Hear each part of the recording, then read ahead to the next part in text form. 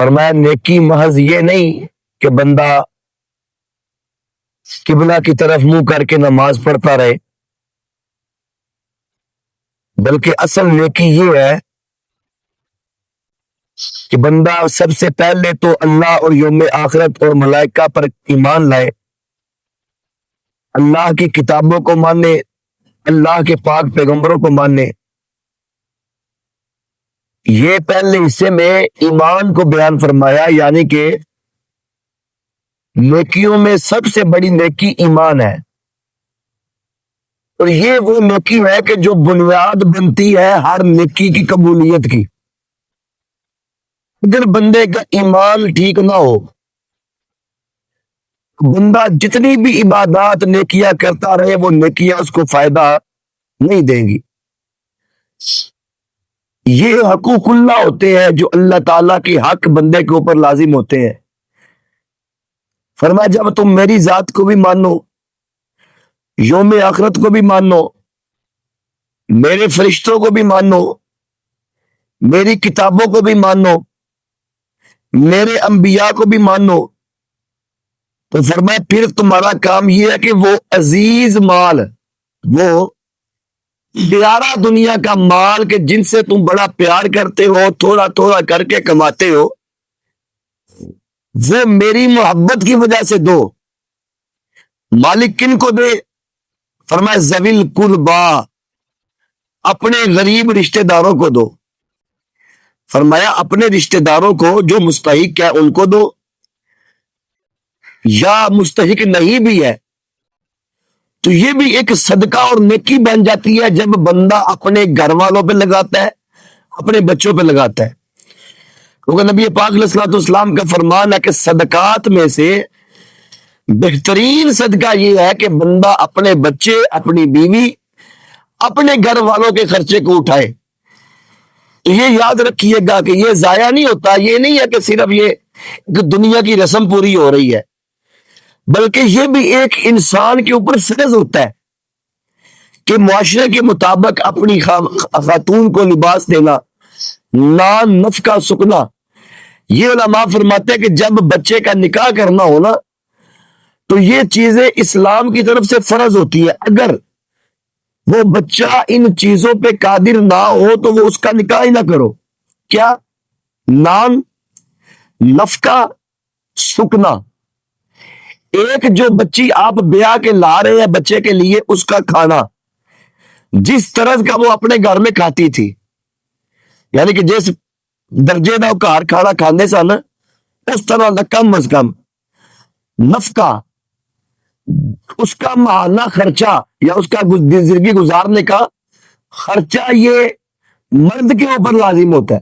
سکنا، اس کی ایک اچھی رہائش ایک چھت کے نیچے جہاں پہ وہ صحیح طریقے سے رہ سکے۔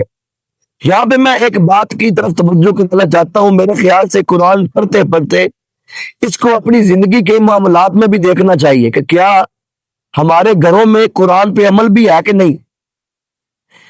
شادی ہوتی ہے، آج کل ہر کوئی بندہ یہ حیثیت نہیں رکھتا کہ کچھ لوگ سامان دیتے ہیں، سارا دے دیتے ہیں، کچھ لوگ صرف فرنیچر دے دیتے ہیں، کچھ احباب فرنیچر دینے کی بھی طاقت نہیں رکھتے۔ بہرحال زیادہ تر ایسے ہوتا ہے کہ بندہ کچھ بھی نہ دے سکتا ہو، رواج یہ ہے کہ وہ فرنیچر دیتے ہی دیتے ہیں۔ فرنیچر آ گیا، کچھ وقت تک خاموشی کے بعد کچھ گھروں میں یہ معاملہ خراب ہو جاتا ہے کہ ساس نندے وہ بچی کو تانا دینا شروع ہو جاتی ہے، گلیاندہ کی ہے گلیاندہ بھئی انہوں سیدھا سیدھا وہ بچی پوچھ سکتی ہے کہ جیڑا تو یہ منو پوچھنی ہے بھئی کہ لیاندہ کی یا، یہ بالکل حرام ہے۔ بچی کے اوپر 1 روپے کی چیز بھی لانا فرض دین نے نہیں کی۔ یہ انہیں بکھرے ہو گئے، پہلا گھر بچی نو گھر چھڑ دے، بندہ گھر دینا گھر رکھ لیا، ہوں میں بکھرا ہو گیا، میں کی کرا، جا مشین بھی لیا، برتن بھی لیا، فلانی شے بھی لیا، فلانی شے بھی لیا۔ بھائی اس باپ کی یہ قربانی تھوڑی ہے کہ اس نے اپنے جگر کا ٹکڑا کاٹ کے تمہیں دے دیا۔ اب ذمہ داری جو ہے وہ اس مرد کی ہے جس کے نکاح میں آ گئی ہے۔ یہ یاد رکھے، گھروں میں خالصاً یہ مطالبہ حرام ہے کہ گھر میں مرد ہو یا گھر والے ہو، وہ بچی کو کہے کہ اپنے گھر سے فلانی چیز لے کے آؤ، گھر والے خوشی سے دے تو کچھ بھی دے دے، لیکن مرد یہ مطالبہ کر سکتا کہ ہمارے اسلام معاشرے کی بیماری ہے، جو ماں باپ ہے انہوں نے ذہن سے گل بہ گئی ہے کہ یہ ہے کچھ نہیں، انہیں ٹر جانا ہے، اسا ویاہ نہیں چھڈیا، اسا جہیز نہیں دے چھڈیا، لہذا ہوں حق دین دی لوڑ کوئی نہیں۔ یہ بھی بیماری ہے، یہ حق تو نے نہیں دیا، حق اللہ نے اس کو دیا ہے۔ اگر ماں باپ کا وصال ہو گیا ہے تو یہ جو طریقہ کار ہے نا کہ پہلے اندر باقی ہاں بھائی ہوں حق دینے کے رکھنے، یہ بھی غلط ہے۔ بھائی جو مالک ہوتا ہے اس کو یہ نہیں پوچھا جاتا کہ مینوں دینے کے آپ رکھنے، بس اس کو دو، جو رب نے اس کو حصہ دیا ہے۔ رب نے جس طرح تمہیں 2 حصوں کا مالک بنایا ہے، ایک حصے کا رب نے بنایا ہے اسے مالک، اب تم بٹھا کے یہ نہیں پوچھ سکتے کیا لینا کہ نہیں لینا، بھائی کیوں پوچھ رہے ہو تسی؟ یہ بھی بیماری ہے۔ بھائیوں نے بیماری کی، غلط کیا کہ حق دیا کوئی نہیں، ادھر وہ ہے جو وہ غلط کر رہا ہے کہ نہ حق کا مانگ رہا ہے۔ یہ میرے نبی کی تعلیم تو نہیں ہے۔ میرے آقا نے تو اس عورت کو رحمت بنا کے پیش کیا تھا، میرے آقا نے تو اس عورت کو غیرت بنا کے پیش کیا تھا، میرے آقا نے تو اس عورت کے قدموں کے نیچے اس کی اولاد کی جنت رکھی تھی۔ تو یہ ہے کہ میرے حضور کا آخری خطبہ حجۃ الوداع، اگلے جمعہ پہ انشاءاللہ تعالی وہ سارا خطبہ پڑھے گیا۔ یہ حجۃ الوداع آخری حج کے موقع پہ میرے آقا نے جو خطبہ دیا تھا وہ سارا پڑھیں گے انشاءاللہ تعالی بفضلہ تعالی۔ میرے حضور نے فرمایا اتقوا النساء، اتقوا النساء، اتقوا النساء، فرمایا لوگوں عورتوں کے بارے رب سے ڈرنا، عورتوں کے بارے رب سے ڈرنا، یہ صنف نازک ہے، ان کے ساتھ ظلم و زیادتی نہ کرنا، یہ نہ سمجھنا کہ ان کے پیچھے گھر میں کوئی پوچھنے والا نہیں ہے۔ فرمایا جن کا کوئی نہ پوچھنے والا ہو ان کا آقا و نبی ان کے بارے میں پوچھنے والا ہے۔ بھی اگر ظلم کرو گے تو کل تو تمہارا گریبان میں پکڑوں گا کہ وہ میری بیٹی تھی، وہ میرا کلمہ پڑھنے والی تھی۔ تو یہ رشتہ داروں کے اوپر خرچ کرنا یہ بھی نیکیوں میں سے ایک نیکی ہے۔ یتیموں پہ، مساکین پہ، راہ گیر مسافر پہ، سوال کرنے والوں پہ اور گردنیں چھڑانے میں۔ یہاں پہ میں کل بھی ایک عرض کرنے لگا تھا، بات رہ گئی تھی، میں کہہ رہا تھا کہ آپ کے معاشرے میں کام آپ کرتے ہیں، فیکٹریوں میں یا کہیں کسی جگہ پہ، آپ میں بھی ایسے لوگ موجود ہوں گے جن کی لاکھوں زکوٰۃ بن جاتی ہوگی، یا رشتہ داروں میں کوئی بندہ ہوتا ہے، میں اس کو یہ گزارش کروں گا کہ جن کو لکھا ہے جو زکوٰۃ بندی ہے، کوشش یہ کرو کہ وہ نوجوان بچے، ویسے ہدایت انہوں نے بھی کوئی نہیں ہوتی کیونکہ انہوں نے بھی باز نہیں ہو آ سکتے، لیکن ایسا دیکھیا ساڈے جٹاں دے ڈیریاں تے جوان بچے، بڑے بڑے ہنرمند بچے، پیو نے لکھ چکیا، 1.5 چکیا، 50,000 چکیا ہے، چوکے انہوں نے بند دیتا ہے، تو پھر بجا 15,000 گزارا تو نہیں نہ ہوندا، 15,000 18,000 20,000 تنخواہ ہے، انہاں ہر مہینے نال 10,000 اور چک لینے۔ یعنی میں قریب تو بچے نو جاننا، ہارویسٹر مشین دا ڈرائیور ہے، وہ ڈرائیور دیا اس وقت 5-6 لاکھ روپیے نے صحیح طرح مکمل اور ریپیئر کر کے چلائے تو تنخواہ بن جاندی ہے۔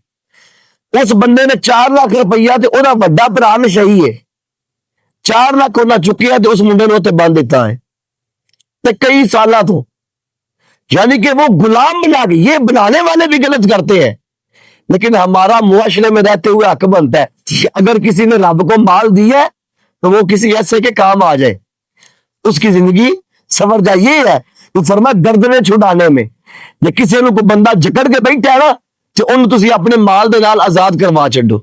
آگے فرمایا وَأَقَامَ الصَّلَاةَ وَآتَ الزَّكَاةَ، نماز قائم کرنا نیکی کی خصلت ہے، زکوٰۃ دینا نیکی کی خصلت ہے، اور اپنا قول وعدہ پورا کرنے والا جب وعدہ کرے، اور مصیبت میں صبر کرنے والا اور سختی میں صبر کرنے والا اور جہاد کے وقت صبر کرنے والا، اور اولئک الذین صدقوا، فرمایا جس میں یہ نیکی کی علامتیں پائی جائے یہی ہے وہ جنہوں نے اپنی بات کو سچا کیا، یہ ہے جن کی ایمان کی، جن کی اسلام کی، جن کی فلاح کی مہر میرے رب کا قرآن لگا رہے ہیں۔